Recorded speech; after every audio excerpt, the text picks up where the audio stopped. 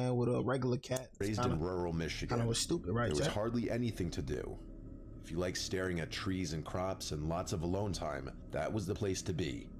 I got out of there as soon as I got a car and enough money to move. See, that's why I want to live like somewhere like out there in the middle of nowhere, bro. And I'm gonna have a lot of dogs. Like if I get dogs, I know I said I ain't like dogs, bro. But bro, if I get dogs, bro, it's gonna be like pit bulls and German shepherds, like protective dogs, bro. Dogs that can protect my family, bro. I don't be understanding. I feel like there's no reason to get a dog for if he or she's not going to protect you. Like, honestly, like what you getting a little puppy for? What? So it could be your friend, so it could be your little cuddling buddy or some shit.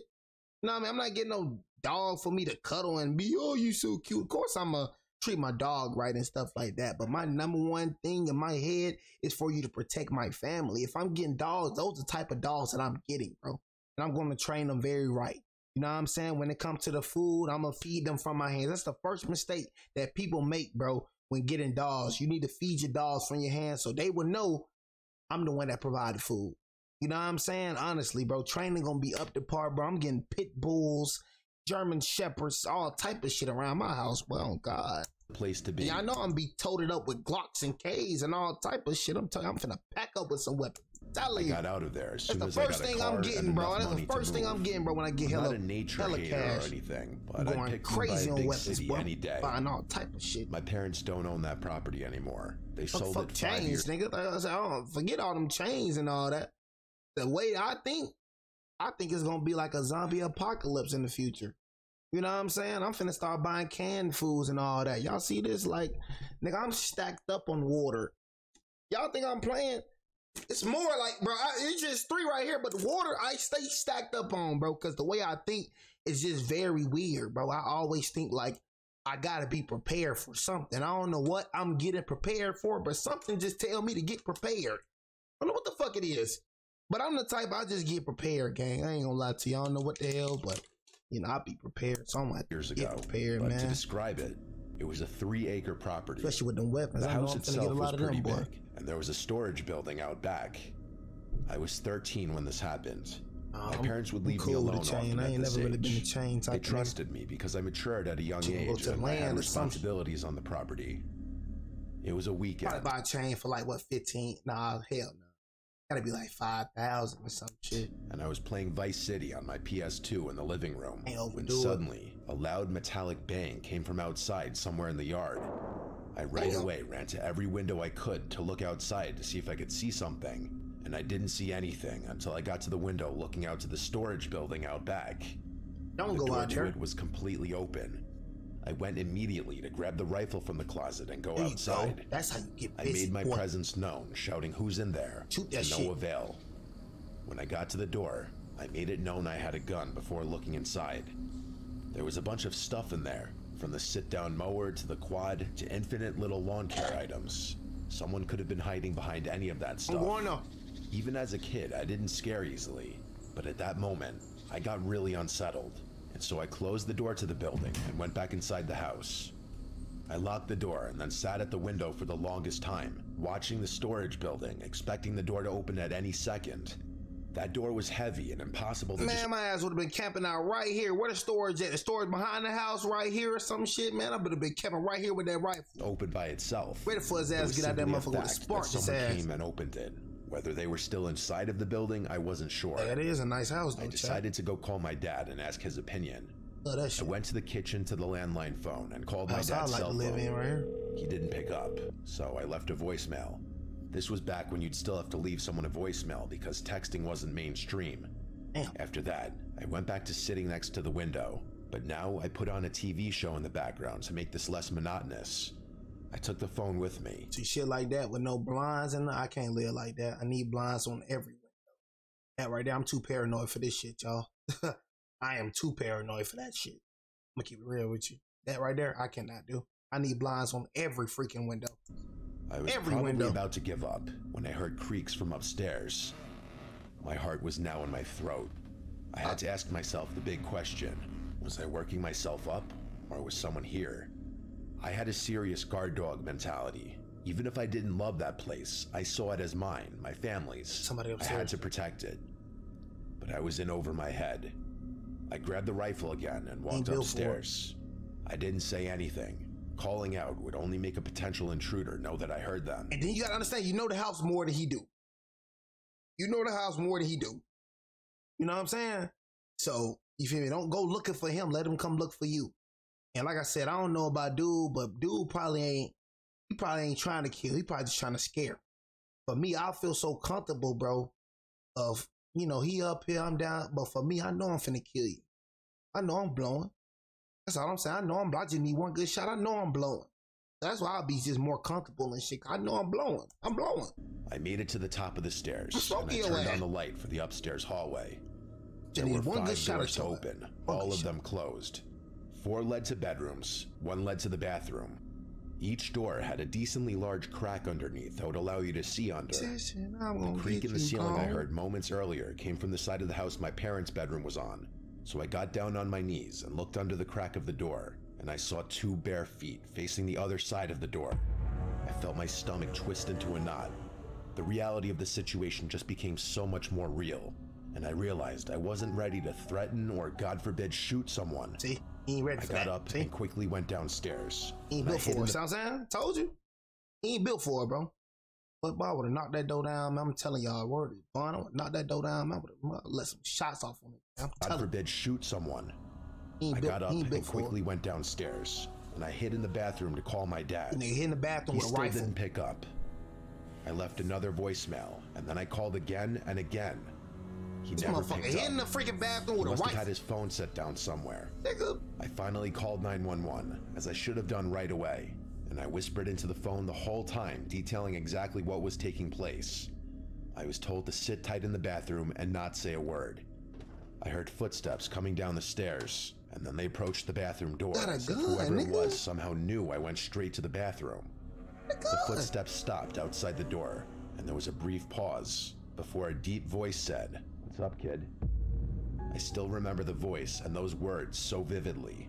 If I heard that voice today, I'd still recognize it immediately. I almost wanted to cry. That's how scared I was. I disobeyed what the operator told me, and I spoke. I said loud and clear, "I'm on the phone with the cops right now, and I have a gun." I put the operator on speaker as she was asking me if everything's okay. The man attempted to open the door, and when he realized it was locked, I heard him walk away. I heard the footsteps fade to silence, and then the sound of a door slamming. It was the sound of the back door. I'm sure I breathed a sigh of relief, and from there on, I waited for the police to arrive. When they did, I felt like 1,000,000 pounds just lifted off my shoulders. He's gone. After a thorough inspection of the house inside and out, confirming that the man was gone, they asked if there was anywhere else I could stay that night. And I said yes, my uncle's house. We contacted my uncle, who came and spoke with the police. Then he took me back to his place. The thing that haunts me the most is that it was my fault. See, the thing what was kind of crazy, I told you, I'm different from a lot of y'all. I've been in situations. I ain't been in I've been in crazy situations. So that's why I try to tell you, I know what I'm going to do. A lot of y'all say y'all going to do shit, but you never been in situations. I've been in situations, real shit. So that's why I tell you, I know what the fuck I'm going to do. But the whole time y'all talking about what the fuck y'all going to do, you ain't never been in this situation before. You don't know if you're going to shoot shit. You don't know what you going to do. The whole time you acting like you tough guy and shit, but when you get in this situation, you scared as hell. You just like bro. Running in the bathroom, calling 911 and shit. You know what I'm saying? Come on, man. You feel me? Like I said, for me, I've been in situations before. No, I'm blowing. You know what I'm saying?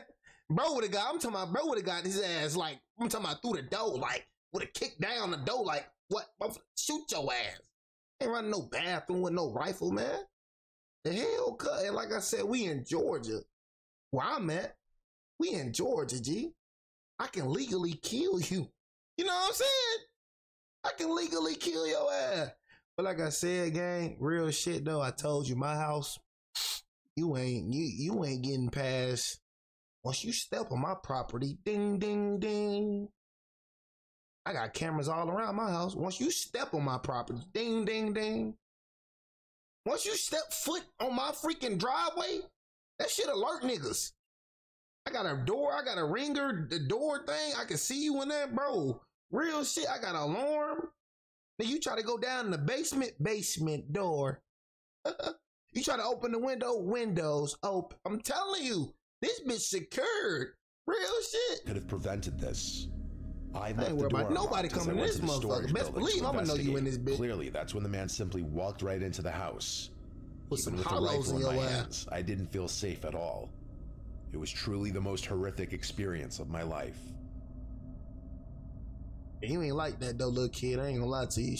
Shorty had a whole rifle, ran to the bathroom. This ass a bitch. I'm sorry, y'all, bro, but that's some goofy shit. My man got a whole rifle running in the bathroom. You don't know how to work. You don't know how to work that bit or something. A week-long anniversary trip. My sister had already moved out by this point, so go, I had man. to hold the fort. My parents' property is enclosed by woods and a dirt driveway leading to the road. The road is a quiet back road with equally sized properties running alongside it, all of them separated a decent distance, so it's a really isolated feel up there. Everyone in town knows each other. Just, bro, I ain't gonna lie, roads like this, bro, like even when I be riding, bro, that shit creep me out, bro. I don't know what it is, bro, about these roads, bro. Anybody can relate to this shit, bro. It's like, bro, when I'm on a road by myself, bro, I just be having bad feeling, bro. I don't like that shit, bro. Oh God, I don't like that shit, bro. I always like, I hate that shit. So it's a really isolated feel up there. That shit like right here, bro. Everyone in town knows each other. You see familiar faces all the time for the most part. At the gas station, at the grocery store, at the bars, which I'd learn a few years later when I started going to them. This nigga stop. Speaking of gas stations, this story starts one day while my parents were away. I was at a gas station filling out my tank when a black Jeep Cherokee pulled up to the pump next to mine. A man with a goatee stepped out, greeted me, and started filling his tank. In that town, it was normal for strangers to greet each other like that. What you know about that way, boy? What you know about the way? And then he walked around to my side of the pump and went, "Excuse me, do you know how to get to the interstate from here?" I helped him to the best of my ability. He pulled out a notepad and started writing down the directions I gave him. Very odd how he wouldn't just do that on his cell phone like anyone else would. He thanked me and asked if I'm from the area. Duh, thank you. Right there, what you need directions for? Saying old ages, nigga. Go your GPS, nigga. Now he'll take you to the interstate, huh? You don't need my directions for nothing. Yeah. I said, yeah, I grew up here. Red flag right there, but he said he's from out of town. People still. He didn't specify where. He then went back to his side and put the nozzle back in the pump. He then asked my name, as he said, "It's nice meeting you." I said my name's Kate. He said what a lovely name, and then got in his car as I got into mine. I drove out first and turned left to go up the road back home. It was only a few minutes worth of driving before I was approaching our turn into the driveway. I slowed down and put my blinker on, then turned right onto the property. It was at that moment that I noticed the car behind me was that same black Jeep Cherokee. He passed me as I turned into our driveway. He went the complete opposite way that I told him to go to get to the interstate. As he passed me, he didn't slow down or anything, so it seemed that maybe he just forgot the directions I gave him and went the wrong way. I let myself inside and went about the rest of my day doing whatever. I think it was that night that I was going out to meet up with my friends. Bro, people don't think like that, chat, bro. Like you're like people not. She not thinking like that. You feel me? Like honestly, like she ain't looking at her rearview mirrors or nothing. She just thinking. She just going on by her day. You feel me? She not even thinking about that shit. You know what I mean? But I stepped outside and walked to my car and heard the sound of footsteps nearby. Hell. Like I said, the house is enclosed by woods, and this was in the middle of the summertime. It could have been any number of animals. So I didn't investigate. I just got in my car and left. But when I got back home hours later and walked from my car to the house, a man's voice from out somewhere in the woods called out Kate. I got the chills as I looked around, and then in a panic rushed to open the front door. I slammed it shut and sat on the couch to breathe. The neighbors all knew my name, but the houses are not on top of each other, so it's a bit of a walk. And there was no reason for one of them to call my name like that, like a creep, and not identify themselves. I decided to call my parents to tell them, and their explanation was it must have been one of the neighbors, and they'll probably knock on the door. I didn't tell them about it. Tell one of your neighbors. Okay, so one of your neighbors in the middle of freaking nowhere calling your name in the dark? Is one of your neighbors doing that shit? Kate. So that's one of my neighbors? What you mean my neighbors? Encounter at the gas station. Hate people like that, bro. The next day, which was a Saturday, I stayed home most of the day, and later that night, I once again was going out to meet with my friends. After getting ready and everything, I went outside, and as I was walking to my car, I heard loud and clear from the not so far distance, someone call Kate again. Hey man. This time I didn't wait a second. I ran back inside the house and locked the door again. I called 911 this time, texting my family while doing so. After 2 cops showed up to the house, they looked around the perimeter of the property with their flashlights. That's why I say that y'all talk about 911, bro. This man is in the middle of nowhere, calling her name the whole time, bro, looking at her, but she don't know where he at, but he know exactly where she at. So you don't think it's cops pull up, all you gonna do, run off? Cops leave, he coming right back. Calling 911 ain't gonna do nothing. That's why I said this type of shit like this, you gotta handle on your own. Cops can't save you. You gotta handle this on your own, because he see you, but you don't see him. So watch this. I'm telling you, watch this. Call 911, watch this. They gonna look around the area, the man gone. Watch, she gonna hear Kate again. She gonna hear it again. To call again if this persisted. Nah, I'm not even talking about killing, bro. I'm just talking about, bro, move or something.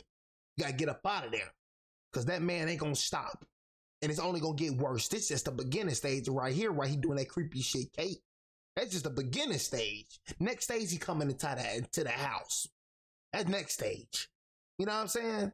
Ain't no nigga, ain't no right man out his mind doing what bro doing in the middle of the night, dark as hell, in the middle of the woods, calling out Kate. Nigga, that nigga's a freaking, boy. You don't know who the hell you dealing with, boy. Serial killer, all type of shit. It's active serial killers active out right now. You know what I mean? Out and about right now, active serial killers right now. You don't know who the hell you be walking across from, boy. I didn't feel much better after this. It's not really like they did much. I refrained from going outside until the next day when I had work. I was a server at a nearby restaurant. I was working a late shift. I left the house in broad daylight, paranoid to hear that voice again. Thankfully though, I didn't. You had to come back home. Seeing the police car finally scared them off. After many hours at work, I was ready to go home and collapse into bed. I pulled onto the property, parked my car out front, and walked to the front door. You go? I stopped when I heard the sound of footsteps again. Shit. It didn't sound like an animal's footsteps though. Human footsteps. I stood on the front deck for a second, waiting, and then that familiar voice yelled out again, saying, "Kate, don't call the cops on me again, cutie." I yelled out, "You need help, you're sick," and let myself inside. I called the cops once more, and the cops came again, searched the perimeter again, and left. My parents told me I should stay at a friend's house for the night. I couldn't agree more. They would be back the following night, so after that, I would feel much safer being there. My friend Alex told me I could stay with her that night, so I packed a bag and was ready to go. I checked out the windows first to make sure the coast was clear. I then went outside and locked the door as fast as I could, then ran to the car. As I turned the key in the ignition, I heard something right to my left.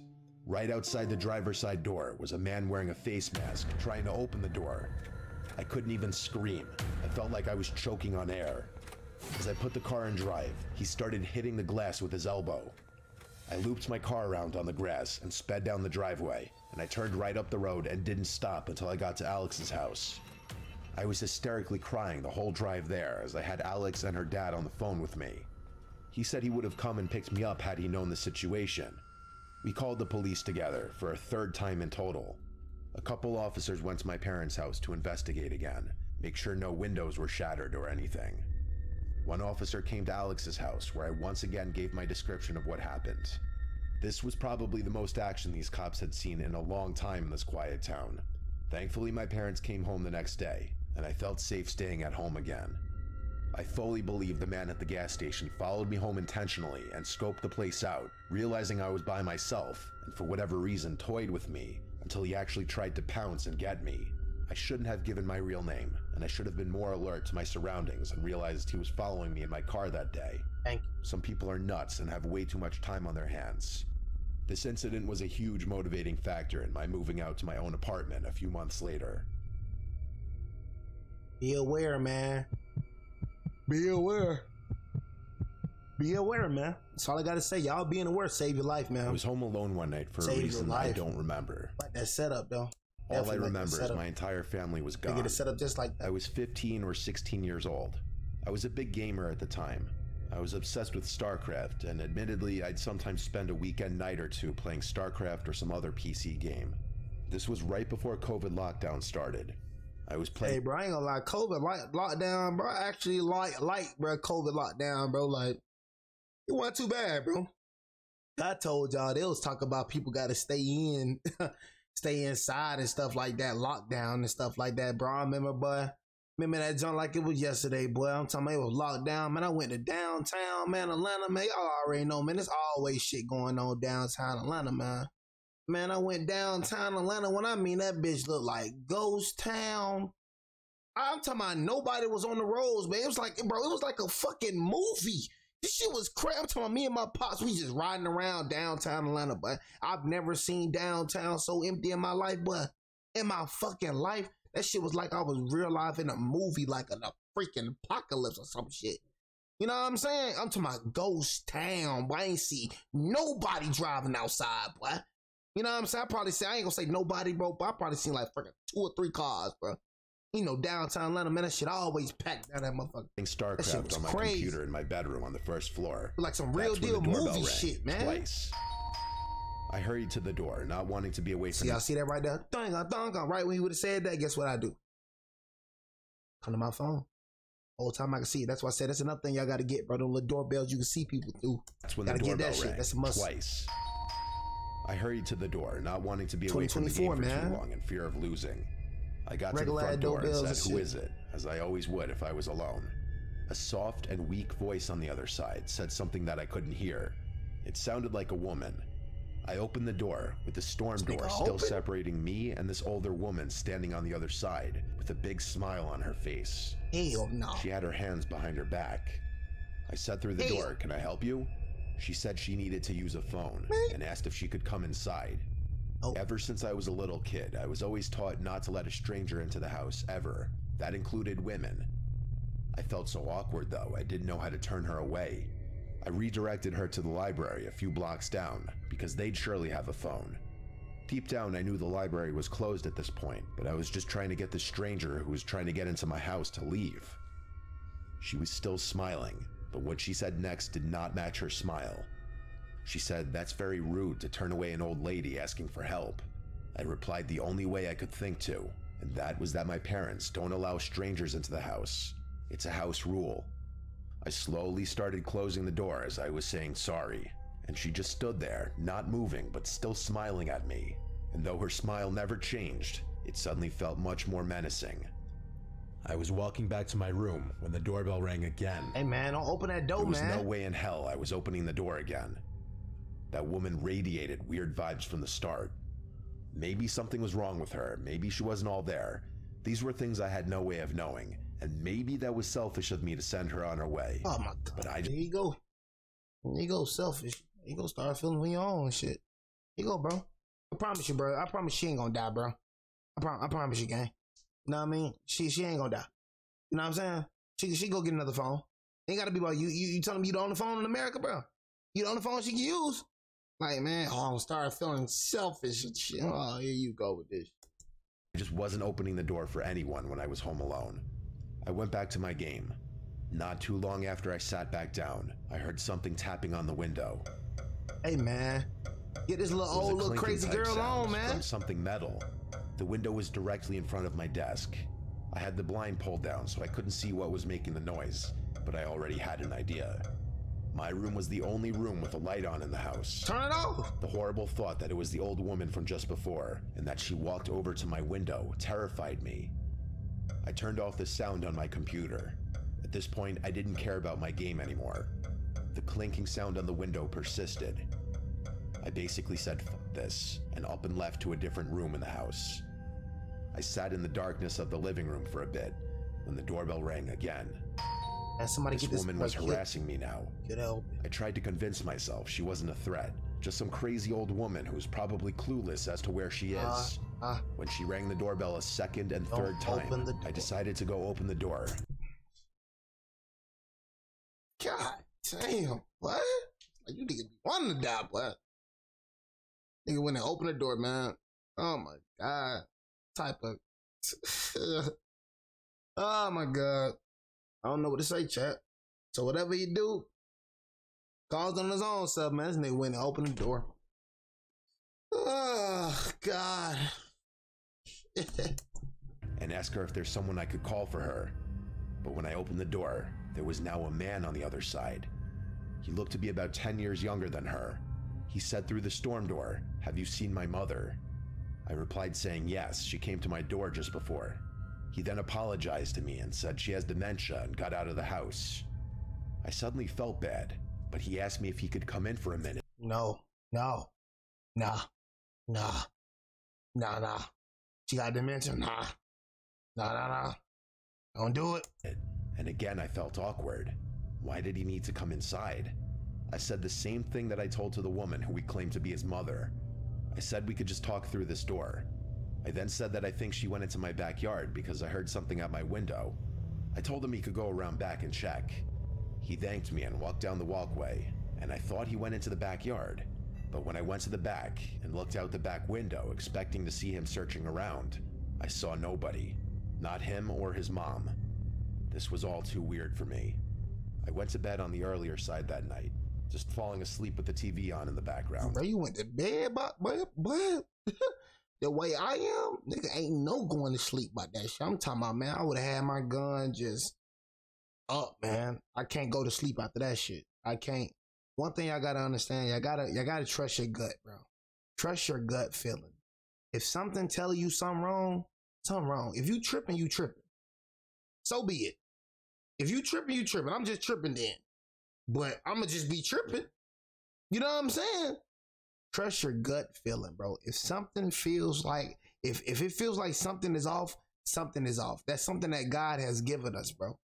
You know what I mean? A gut feeling. That's something that God has given us. A lot of y'all try to ignore it and all that. Hell no. You know what I'm saying? If something wrong, something wrong. Bro, keep trying to ignore this feeling. I think I'm just tripping, man. You know what I'm saying? She probably just a little old little lady and shit, man. Bro, you know what I'm saying? You feel like something weird, man. Until I heard the clinking sound on the window again. Oh, shit. Something metal was tapping on the glass. I remembered the concerned man, and I decided to try and help. I went to the window, lifted the blind up with my hand, and I saw that woman outside my window with that same creepy smile. She was tapping a kitchen knife on my window.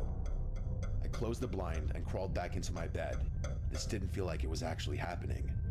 A suspiciously short amount of time later, the doorbell rang like 4 times. The clinking on the window stopped by this point. This was all too suspicious. It felt like some kind of robbery attempt. I ignored the doorbell. I stayed in my bed. I was gonna wait this out. I didn't have a cell phone at this time. I wasn't the most social guy growing up. I also didn't want to call the police for some reason. I waited this all out until it finally stopped. The next morning, I told my dad what happened when I called him. He told me I was smart not to open the door. Everyone agreed that everything about it sounded like an attempted robbery. Is there a chance that maybe that woman really did have dementia and that the man was really her concerned son? Is what it is. Maybe, but it all seemed too coordinated. Why did he want to come into the house too?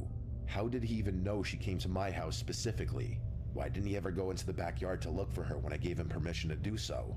Too many unanswered questions that lead me to believe I avoided something terrible happening if I opened that door. So as I mentioned at the start of the video, a week ago as I'm recording this, something happened to me personally that inspired me to revisit this theme. So my friend Cody asked me to watch his dog Theo for the night.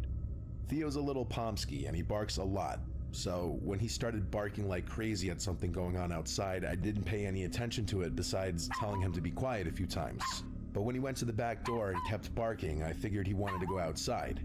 So I was going to the back door to open it, but as I got close to the door, I realized someone was trying to open the door from the outside. And then I saw through the screen of the door there was another guy looking right back at me. This was in the backyard, which was already alarming enough, and he wasn't someone I recognized to be a family member of Cody's. So I asked him who he is, and he responded asking me if I'd seen Melissa. Melissa is Cody's younger sister who's in her 20s. Meanwhile, this guy looked like he was in his mid-50s and homeless. So I told him he needs to leave, there's no Melissa who lives here. And he said, "You sure?" So I said, "Yeah, you need to leave, there's cameras all over the property." He left right after that. Getting him to leave was easy, but when Cody asked his sister who that guy could have been, she said she had no idea. The guy looked like he was 55, drunk and filthy. Not exactly someone Cody's 20-something-year-old sister would be associating with. The fact that he went to the back door and tried letting himself in was actually pretty terrifying because you could only imagine what he was trying to do to Melissa, and it's why so many of these stories could be avoided by just keeping your doors locked. Oh man, so that was an exclusive story right there, man. You know what I mean? If y'all enjoyed that, man, spam the freaking ones, man. Shout out to Mr. Freaking Nightmare, man. You know what I'm saying? Mr. Nightmare, really exclusive shit. You know what I'm saying? You know what I mean? But hey man, like I said, y'all, bro, y'all just, you know,